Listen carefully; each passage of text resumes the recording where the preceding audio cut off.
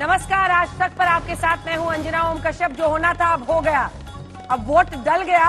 अब 8 फरवरी का इंतजार रहेगा, लेकिन तमाम दिग्गजों ने पूरी ताकत झोंक दी। हमारे सहयोगी साहिल हमारे साथ रहेंगे। साहिल, वोटिंग ओवर, अब जो अंदर होंगे वो तो डाल रहे होंगे। नहीं, लेकिन एक बात इंटरेस्टिंग है कि अभी 1 घंटे अभी भी लोग क्यू में खड़े हैं वहां पर। हाँ। और आखिरी 1 घंटे में अगर ये वोट प्रतिशत एक्स्ट्रा बढ़ता है, क्योंकि आज की स्थिति में 65 से 66% तक वोट प्रतिशत जा सकता है, ऐसे एक अनुमान लगाया जा रहा है। लेकिन आंकड़े, फाइनल आंकड़े आएंगे, उसके बाद हम कह पाएंगे कि पिछली बार के नतीजों में अगर आप देखिए तो वोटिंग में चूंकि इजाफा हुआ था 62% का, तो 1.5% का इजाफा अरविंद केजरीवाल के लिए अच्छा नहीं हुआ था। बीजेपी की कुछ सीटें बढ़ी थी, लेकिन हाँ, प्रचंड जनादेश के साथ उनकी सरकार बनी थी। लेकिन 62% के आसपास पिछली बार की वोटिंग। इस बार क्या 65 तक पहुंचाएंगे दिल्ली वाले? 10 सीटें जहां मुस्लिम बहुल इलाके हैं, वहां पर छप्पर फाड़ वोटिंग हुई है और इससे क्या काउंटर ध्रुवीकरण हुआ, इन सब पर नजर आएगी। लेकिन हम शुरुआत इस बुलेटिन की कर रहे हैं आपको ये बताते हुए कि एग्जिट पोल्स जो हुए हैं उसके हम पोल्स आपको दिखाएंगे।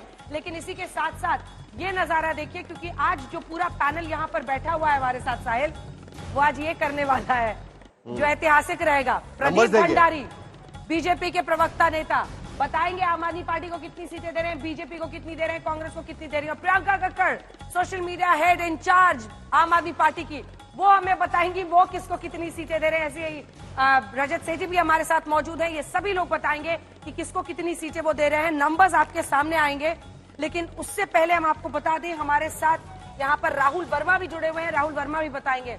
देशमुख जी और संजय कुमार जी जुड़े कि नहीं जुड़े बताइएगा, लेकिन उससे पहले एग्जिट पोल बताते हैं। तो एग्जिट पोल के अभी तक जो हमारे पास खबर आ रही है उसके मुताबिक दिल्ली की 70 सीटों का टाइम खत्म हो चुका है। जो एग्जिट पोल अभी तक हमारे पास आए हुए हैं उसके मुताबिक भारतीय जनता पार्टी को एग्जिट पोल में बढ़त यहां पर साफ नजर आ रही है। 2 एग्जिट पोल हम आपको बता रहे हैं अब तक के। जो मैट्रिक्स का एग्जिट पोल है उसके मुताबिक भारतीय जनता पार्टी 35 से 40 सीट तक पहुंच रही है। उनका अनुमान है कि 46% तक वोट उन्हें मिल सकता है। और दूसरी तरफ आम आदमी पार्टी भी बहुत ज्यादा पीछे नहीं है, लेकिन एज भारतीय जनता पार्टी को मैट्रिक्स के एग्जिट पोल में दिखाया गया है। ज्यादातर एग्जिट पोल में भारतीय जनता पार्टी आगे है। तो देखिए, मैट्रिक्स का एग्जिट पोल 35 से 40 बीजेपी, उसके साथ साथ आम आदमी पार्टी को 21 से 31 सीट उसमें दी गई है, 32 से 37 सीट दी गई है।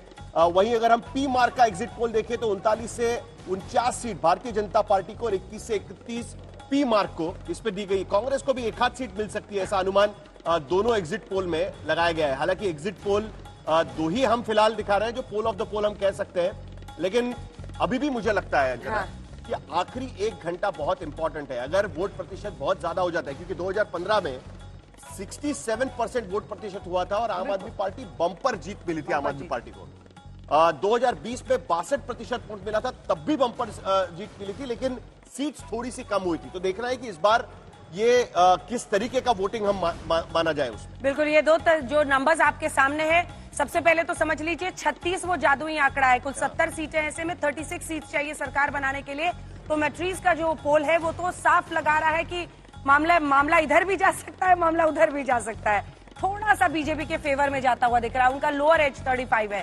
वहीं पी मार्क पे आइए तो स्पष्ट है, पी मार्क के अनुसार सीधा बन रही है बीजेपी की सरकार। ऐसे में चौथी बार अरविंद केजरीवाल के लिए ये शिकस्त बहुत भारी राजनीतिक रूप से साबित हो सकती है।